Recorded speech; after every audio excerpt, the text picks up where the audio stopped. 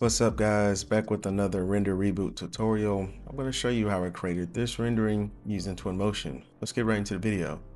Okay, so for this one, I've already created a street view rendering, and if you haven't seen that one, check it out. But for this one, it's going to be a little different. This is going to be more so later during the evening, so it's going to be a little darker. It's going to set a different mood. So let's get started. Also, don't forget to hit that like button for me and hit the subscribe bell.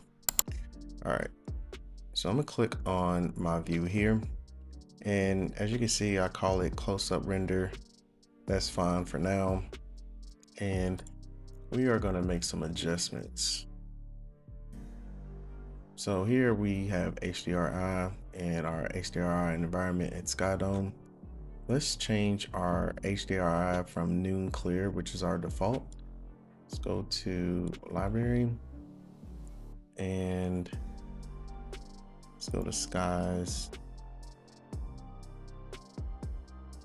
Let's go to our search bar.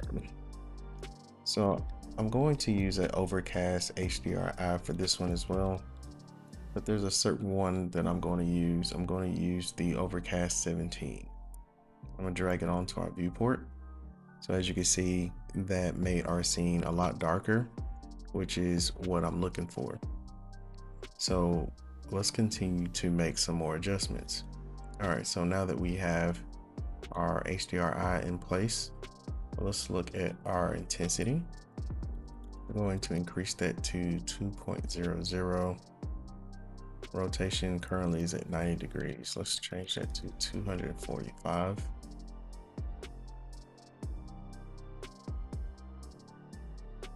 Let's click match HDRI.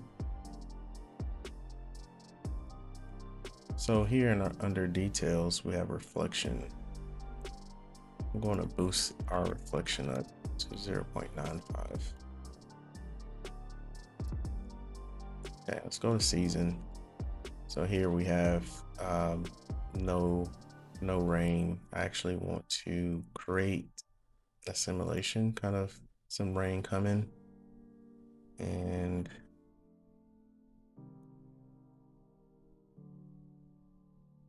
let's see.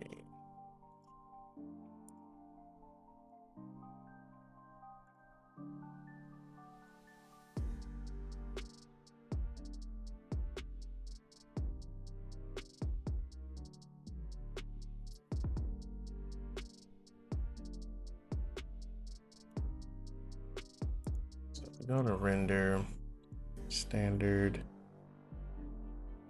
So you see our rain simulation happening now, but you can only see that when it's standard. That's okay. So let's stick to path tracer here, and we can make it high for now.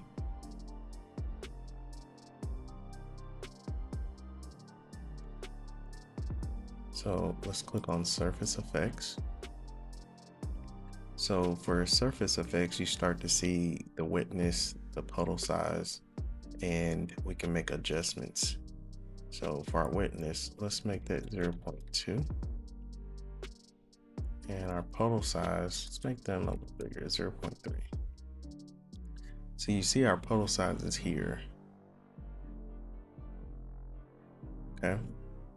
All right, so now that we have that, we can make adjustments to our vegetation growth. But I think that 0.46 currently is fine. Guys, don't forget to hit that like button for me and hit the subscribe bell. And also don't forget to hype the video. Okay, so now that we have that, let's check our camera settings.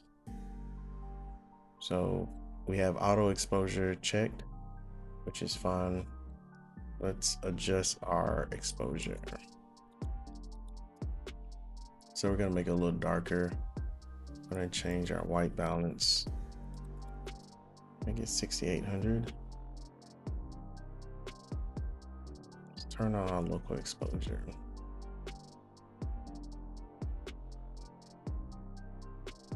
So our highlights, let's make that 0.35, and our shadows, We can crank that all the way up if we wanted to, but it's a little dark, so let's do 0.75.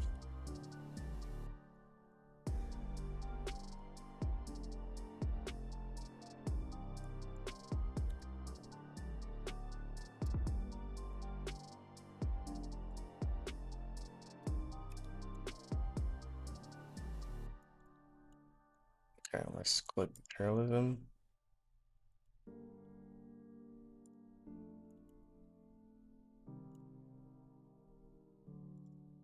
So we're not going to do anything in the depth of field. Let's go to bloom and flares. So here, let's crank our intensity up. You don't see anything happening, but let's click star filter. So in our lights here, you start to see that star filter effect. And we have our lens flare at 0.10. So we can increase that if we wanted to. Let's keep it at 0.10. I like how that looks. Okay, so now that we have that, we can adjust our path tracer samples per pixel. We can increase that to 1024. And we can increase our max bounce to 30. Let's leave emissive materials checked and our denoiser checked. We can keep our fireflies at 8.00. Let's go to FX. Let's make some adjustments to our contrast and saturation.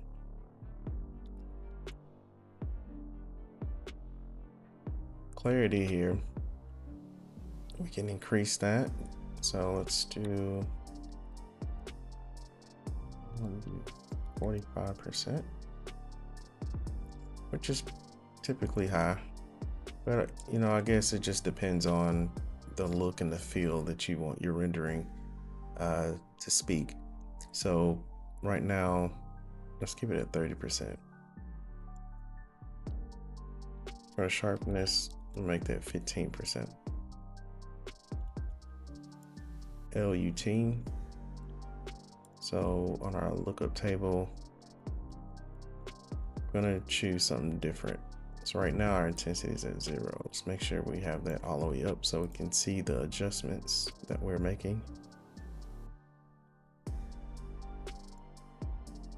So sometimes I like to click on the different filters just to kind of show the different options and truly what they look like and how they transform your rendering. So we're going to use blue tint. Okay, so that is looking pretty good. Don't forget to hit that like button for me and hit the subscribe bell. All right, let's go to details, tile rendering.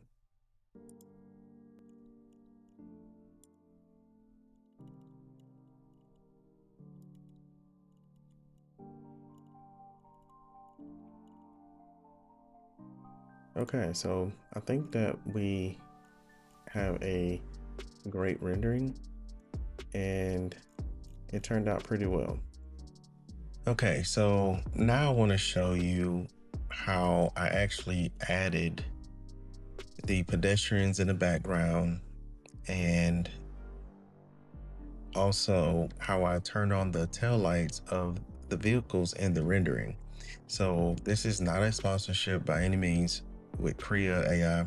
This is just something that I actually enjoy using Krea and just testing some things out to try to see what type of results I can get using some AI features.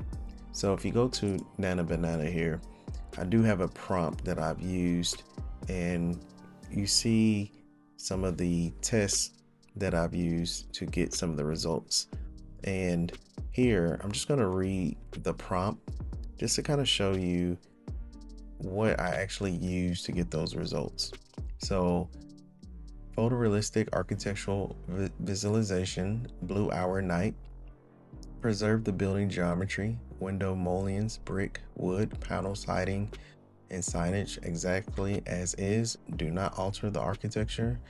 Add realistic reflections to all ground floor storefront glass, reflected tree canopy, street lamp specular highlights, the park silver sedan, and the deep blue sky layered over the visible interior. Add 4 to 6 pedestrians at natural scale on the sidewalk, a couple walking, one person entering the store, one seated on the bench, dressed in casual evening clothing, softly motion blurred, warm interior, and sconce light spilling onto the pavement, contrasting the cool ambient, damp asphalt with subtle reflected light. Cinematic exposure, natural color grading. So this was the prompt that I used to get the results that I've gotten. And as you can see here, it doesn't show the glow in the tail light here, but I just added that to my prompt if I wanted to have that. So typically you'll enter your prompt here and you can tell if you want the Nano Banana Pro or Nano Banana 2, Nano Banana 2 Lite. You can add your images here. You can also change the aspect ratio of the size of the rendering. If you want, you have the 16.9, and then you also have your 9.16, which you'll use for phones. So you have different options there. You can increase the resolution from 1K to 2K, max is 4K, and you have options to add context as well as elements. So there's different things that you can use here to your advantage. So I'm gonna go to let's go to more. Let's go to assets here. So here are several different options I've used to try to get those results. I'm going to favorites. So here you can see that it created the glow of the taillight, which came out really good. You can see the pedestrians in the background walking, and they have that soft blur to them, which gave it a really cool effect. And you can even see the starlight option that we did in the actual rendering. So that actually came out pretty good. And here for the daytime, you actually have the daytime rendering here, and it just kind of shows you some of the dimensions, and you can actually upscale it as well. And it shows you where it actually moved the car for me. One thing that it did not do is actually turn on the tail lights here, but as you can see, if you look at the asphalt, the street, I mean, it looks really realistic. It looks really good. You have people or pedestrians in the background, the motion blur. I actually use parallax windows to add the activity or the stores inside the building here in the background. So I mean, the image came out really good. So I would suggest using Krea AI if you're trying to enhance your renderings, or if you're just trying to look to test some AI options when it comes to your architectural renderings. I think that you can actually get some pretty good results. So guys, I hope that this helps, and we'll be back with another one.